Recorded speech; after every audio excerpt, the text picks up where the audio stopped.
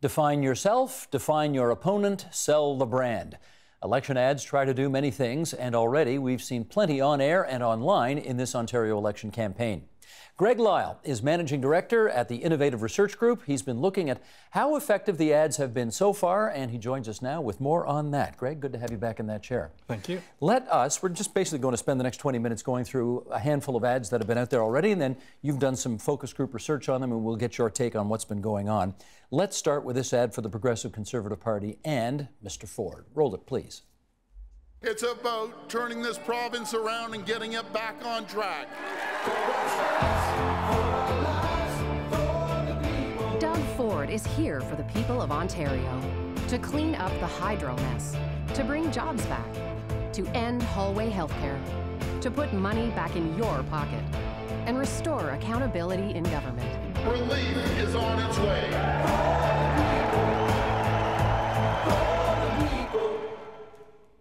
How did that ad play? Well, the way people view ads depends on how they feel in the first place. So Liberals react one way, Tories react another, unaligned voters react a different way. This ad works with Liberals. It takes people that wake up in the morning and say, I feel like a Liberal. At the end of watching this ad, they're less likely to vote Liberal and more likely to vote Tory. So it's directly pulling people over to the Tory camp. Among the Tories, they're already pretty efficient among people that identify as Tories, but what it does is that it raises Doug Ford favorables. What it doesn't do is anything in particular with people that are not aligned. If you're on the fence, this is not helping you decide? It's not really doing anything for those people. Huh. But the fact that it's pulling from the Liberals is really, really helpful, because every time the Tories pull a Liberal vote over to them in a close race where they're fighting Liberals, it counts 2 on the margin. What does that mean? Well, it's the Liberals come down 1 vote and they go up 1 vote every time they pull one from the Liberals. Gotcha. Right, so they reduce the margin by 2, not just by 1. Gotcha. As you look at that ad, there are no sort of bells and whistles and like fantastic production values and all of that. That's intentional, I presume. Right, but there's a pretty heavy music track in yes. it, right? And it's pretty clear when you look at it, they're trying to show Doug Ford as friendly. And they're also trying to give a sense of momentum, right? You see him with excited people in a lot of situations, combined with him in a sort of small group scenario with a wide variety of Ontarians. So they're basically saying, join the parade. What to me is one of the interesting things about this parade is that Doug Ford is very much trying to just demonstrate that this is a Ford Nation parade, much more than it is an Ontario Progressive Conservative Party parade. I mean, you do get the PC logo at the very end of the ad for 2 seconds, but basically this is an ad for Ford Nation. Have you got numbers that indicate whether or not Ford Nation is more popular than the actual party or vice versa? Well, no, Ford Nation's not more popular than the party, but that's not really the issue here. The issue is, who are the incremental people he's adding to the party? And where he's been very successful that Tories have struggled in the past with is with people, the struggling middle class. If you are someone who says you can be anything you want to be in this province if you work for it, but every year it's harder to get by, the more you say it's harder to get by, the more you're a Doug Ford supporter. So that sort of angry middle class, that's something that Tories don't always get. But Ford gets that vote. He's getting them. He gets that. Okay. Let's move on to our second ad here. This is an ad for the New Democratic Party. It is heavily featuring the leader, Andrea Horwath. So if we could, let's have a look at that one. A lot of people have become very cynical about politics and politicians. They see what's happening currently in Ontario. Just deep sense of disappointment. It absolutely does not have to be this way. I really believe that there are decisions that governments can make that will make it easier for people to have a good life. I think Ontario should be a province where people can build a good life. Is that too much to expect? I don't think so. What's the consensus on that one? Well, just to start with, the way she ended this, right? You should be able to build a good life. Is that too much to ask? She's fighting for the same people Ford's trying to add to the Tories. Yes. She's fighting for that alienated middle class and opening up. That's sort of striving language, right? Which isn't necessarily what you expect to hear from New Democrats. Often what you expect to hear from New Democrats is sort of leveling language, right? Let's pull the fat cats down, not let's help people that want to work hard get ahead. And that's really smart. A more aspirational message. A more aspirational message. The other thing about this ad is the way she starts off even though she's speaking relatively positively, much like Justin Trudeau did in his first couple of ads in the federal campaign, the takeaway is time for a change. But they're not coming at it angry. They're coming at it more in sorrow than in anger.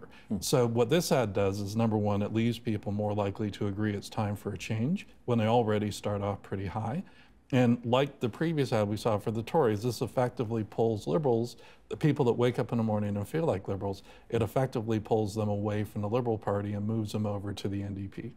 I watched, I think, pretty carefully in that ad, and with the exception of one 2-second, maybe second and a half shot tracking along a street looking at houses, Andrea Horwath is in every single shot in that ad. Right. Why? Andrea Horwath has the strongest positives of all the leaders. But since the last election, the period before that where they were a minority and they were in the news, for the past 4 years, she hasn't been very newsworthy. So some people have forgotten who she is. So it's very much in the interest of the NDP party to reintroduce Andrea Horwath to the broader public. That is fascinating. She's been the leader. This is her third election as leader. She just celebrated, I think, her 10th anniversary as a member of the legislature, and still needs to be reintroduced to the public. We're busy. We have other things that matter in our lives than paying attention to the third party. And so It's just now nerds it's like relevant. us who do that. Yeah, nerds like us. We follow her all the time. We still have opinions. But so this is not unexpected. This is a pretty standard thing to happen to leaders that aren't in government between elections. Their awareness drops. But her net favorables always remain positive, even though her overall awareness dropped. And now they're marching up again. Contrast that, where the leader is in almost every single shot, with this ad. Roll it, please. Okay, I get it. Everything hasn't been perfect in Kathleen Wynne's Ontario, but 4 years ago, Wynne said she'd build Ontario up with hospitals, schools, and transit, and she followed through. To help the middle class, she's made prescriptions free for everyone under 25 and over 65. Thousands of students who couldn't afford university or college are now going because tuition is covered. Minimum wage is now a living wage. And who's the premier with the lowest unemployment rate in almost 20 years? Kathleen. Okay, she's mentioned, but she's not in it. How come? Over half of Ontarians have an unfavorable view of Kathleen Wynne. She is number 3 among the 3 leaders as seen as best premier. So she's a source of anger in the electorate. What they're trying to do there is get people to reconsider the Liberal record. And there was a really good ad that did this, that the Scottish National Party put out, that's a longer online ad. It goes for 3 minutes, but it starts at a party where someone's walking in and the other party people say, well, oh, you know, here comes this guy talking about politics again. And he starts running down the SNP and he says, what have they ever done for us? And then one person pipes up and said, well, they've done this. And another person pipes in and this person says, well, other than this and that, what have they done? And this goes round and round for 2 minutes. And it's effective, I guess. It's very effective, right? Because what it does is it makes the people that are attacking the government unpopular, because this guy is just, you know, not an appealing person. And it brings out all the things they've done just as facts, not as the government bragging about what we've done, but as real people talking about their real experiences. So I think what you're seeing here is that the initial plan didn't work. And so the government, or the Liberals put together the best ad they could in the time that they had. But this won't, I don't think, do it for them. We're testing it right now, so we'll have a better idea. But okay. Well, I was going to say, can you actually go through an entire election campaign, 29, 30 days, without showing the leader of your party in any of the ads? Sure, absolutely, and it's not necessarily a bad strategy. You know, it would have to be something pretty dramatic to cause people to reconsider their view of Kathleen Wynne. It would probably involve a mea culpa. So in Canada, this hasn't happened in Ontario lately, but it did happen in the last Vancouver City election, where with days to go, it looked like Vision Vancouver was going to lose. And the mayor, Greg Robertson, did a mea culpa and said, you know we need to do better, but these are the important things at stake. And that last minute mea culpa pulled it around for them. Wynne did a mea culpa over a year ago on electricity, but as I was mentioning before, most people don't pay attention between elections. She's probably going to have to do a mea culpa in the election. Well, she did it 4 years ago on the gas plants, right, and all the other things. There's only so many apologies you can make before people start to tune it out, I presume. Well, that's her big problem, right? There's every sign that people don't want to listen to the Liberals anymore. So for instance, we asked people, have you read what you've read, seen, or heard lately last month? And the big list of things people said were mostly government announcements, the budget, childcare, pharmacare, and on all those things, when we said to leave you feeling more or less favorable, the largest number of people, in most cases majorities, said it left them less favorable, not more favorable. So it's sort of too little, too late. There's basically two ways to move opinion when it comes to ads. One is to tell everybody how fantastic you are, and of course the other is to tell everybody how awful the other guy is. And that's what the Liberals have had on offer for a little while right now. Let's show the latest ads against, as opposed to for the Liberals. Roll it, please. There's the Doug Ford you think you know, and then there's the real Doug Ford, who'll give corporations huge tax cuts, but take the minimum wage raise right out of hardworking people's pockets. Who'll fire 40,000 people, including teachers and nurses, put restrictions on a woman's right to decide her own pregnancy, and won't make big business pay a cent to address climate change. The real Doug Ford. He'd be comfortable living in that kind of Ontario. Would you? Now, this is clearly meant to suppress Ford support. Does that work? Well, it's a mixed score on this one. So it does actually drive down a little bit the Tory vote. But what it really does is it drives up the NDP vote. Wait a minute, this is a Liberal ad that actually helps the NDP? Yes. Well, then it's not a good ad. No, and that's the irony of this, right? Here, the Liberals have taken their own money on an ad that presumably they tested, that our test clearly shows helps the NDP and not the Liberals, and run it. I mean, it's the early gains that the NDP have been experienced, in part have been paid for by the Liberal campaign. So if I understand this, the Liberals have successfully managed to get people to question Doug Ford, but the NDP are the beneficiaries of this because at the moment they're seen as the alternative to Ford? Yes.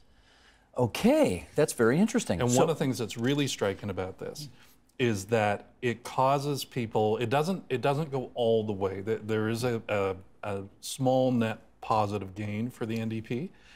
It's not a big thing. The really big thing here is something we call consideration. So when you go out to buy a car, there's many, many cars that you could look at, and you probably have views of many of those brands. But typically when people go out to shop for a car, they only look for a couple of brands, right? So for me, when I go out car shopping, I look at Volvos and Hondas, right? And even though I think a lot about other cars, I'm a big car buff, but those are the two that I go shopping for. So in Ontario, most people go shopping for Tories or Liberals. They don't historically go shopping for NDP. We have a question about that, though. We ask people, agree, disagree, this election is really a two-horse race. The NDP don't have a chance, or words to that effect. And what we see in this ad is that the undecided move dramatically towards saying, no, this is not a two-horse race. There is another option. So what that ad is doing is setting a necessary but not sufficient condition for an NDP breakthrough among unaligned voters. Right? So it's doing the work for the NDP. Plus, it's also driving Tories away from the Tories into New Democrats because they can't stand going back to the Liberals.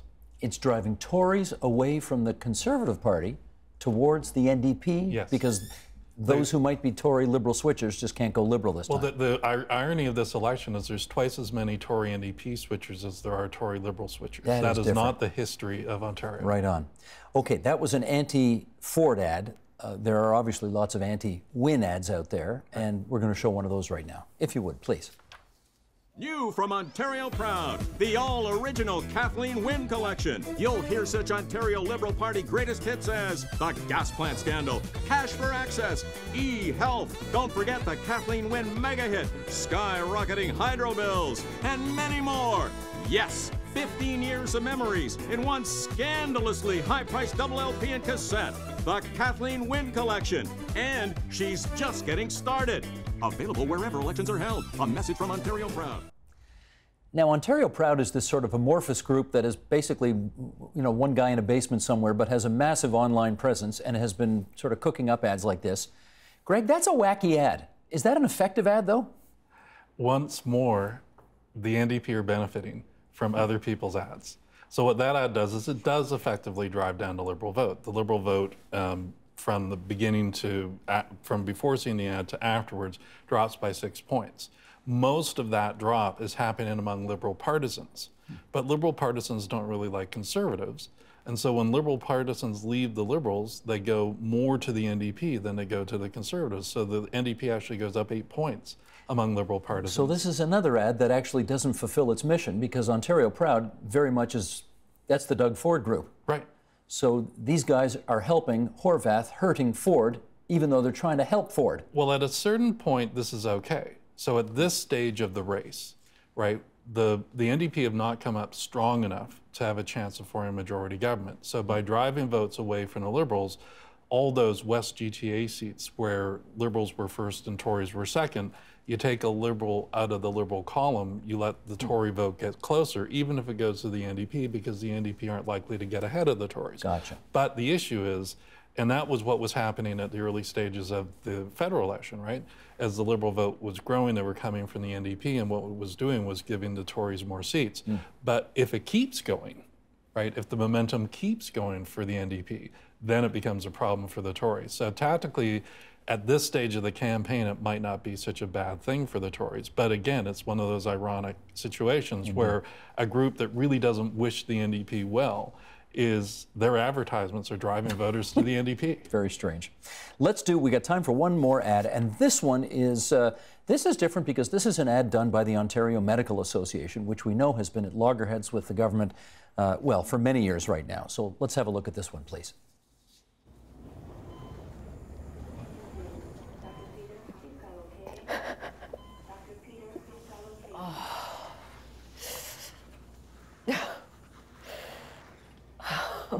If this was difficult to watch for several seconds, imagine several hours. Wait times in Ontario are increasing, and it's the government's fault. In this upcoming election, let the government know that your health can't wait a second longer. Well, of course, hallway medicine has been a big issue in this campaign. Who is that ad aimed at? Well, I can tell you who responds to it, which is everybody. Everybody. That is, so we have a series of diagnostic questions where we look at, overall reaction to the ad. Is it credible? Is it made for someone like you? Is it important information? And this ad scores way above all the other ads. Because everybody can relate to that. Everyone can relate to it, and everybody says it's important. It's also crystal clear in terms of the messaging. So, clearly this is not there to help the Liberals, and it hurts the Liberals. Their vote goes down 6, and again, because the Liberals are already on the ropes, the people that stop being Liberals are Liberal partisans, right? So we see an 11-point drop among people that feel like Liberals after they see this ad. And in the immediate aftermath of this ad, what happens is the undecided goes up, not any particular party benefiting. But what's really interesting about it is that in the unaligned, those people that are truly up for grabs in this election, it moves 2 numbers in a really important way. One thing is there's a 25-point drop in the number of people that say the Liberals may have their problems, but they're still the best option to form government, right? So it's really limiting the pool of people available to the Liberals. Then the second thing that moves is the number of people that agree it's really a 2-horse race. And the number that agree it's only a 2-horse race drops by 28 points among the unaligned. So again, this is a necessary but not sufficient step to allow the NDP to pick up votes. So this is again, doing some of the heavy lifting that the NDP needs done in order for them to have a breakthrough. Okay, let's finish up on this notion. There is so much noise out there, and there is a view out there that ads just can't cut through anymore because, as you pointed out, people are too busy. Social media is just replete with too much garbage, that ads are not effective and can't cut through.